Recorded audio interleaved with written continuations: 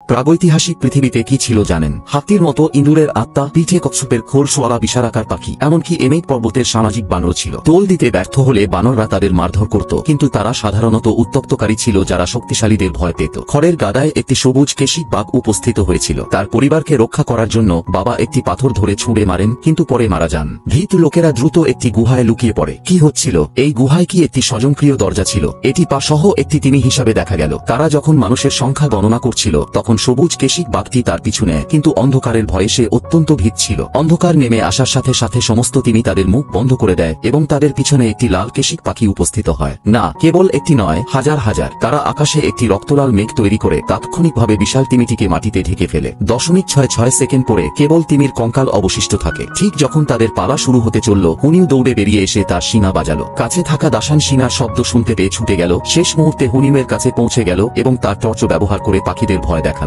বিপদ এড়াতে পরিবার, যারা আগে কখনো আগুন না দেখে, দাসানকে ঘিরে ধরে তার হাত থেকে মশাল ছিনিয়ে নেয়। ঘটনাক্রমে তার ছোট ভাইয়ের পাছায় আগুন ধরিয়ে দেয়। ভীত ছোট ভাই খড়ের গাদা দিয়ে দৌড়ে যায়, যার ফলে তৃণভূমিতে আগুন জ্বলে ওঠে। এমনকি পার্শ্ববর্তী ভুট্টা ক্ষেতও ক্ষতিগ্রস্ত হয়। বিশাল ভুট্টার খোসা আকাশে উড়ে যায়, রাতের আকাশে দর্শনীয় আতশবাজি তৈরি করে এবং পকর্নের মতো মাটিতে পড়ে যায়। পরিবারটি একটি সুস্বাদু খাবার উপভোগ করে, কিন্তু বাবা দাসানকে যেতে দিতে অস্বীকৃতি জানান এবং পরিবর্তে তাকে একটি মৃত গাছের গুঁড়িতে ভরে দেন। দাসানের সাহচর্যে তাদের শিকার অনেক সহজ হয়ে যায়। দাসান যে ফাঁদ পাতেছিল তা ব্যবহার করে তারা সফলভাবে একটি বড় পাখি ধরে এবং বসন্তের তাদের প্রথম ভাজা খাবার উপভোগ করে। এই কারণে পরিবার দাসানকে ভালোবাসত, এমনকি হুনিমও তার প্রতি মোহিত হয়ে পড়ে। নিজের অবস্থান ঝুঁকির মুখে দেখে বাবা দ্রুত তার পরিবারকে যেখানে ছিল সেখানে ঘুমাতে বাধ্য করেন। পরের দিন দাসান তাদের প্রত্যেককে এক জোড়া জুতা বানিয়ে দেন এবং সামাজিক বানরদের কলা দিয়ে দেন। নিচে সবুজ কেশিক বাঘ থেকে লুকানোর জন্য স্টিল্ট ব্যবহার করেন। এমনকি বৃষ্টি হলে তিনি তাদের ছাতাও দিয়েছিলেন। এটা সত্য যে ছেলে বুদ্ধিমান মনে করে তাকে সর্বদা স্বাগত জানানো হয়, কিন্তু বাবা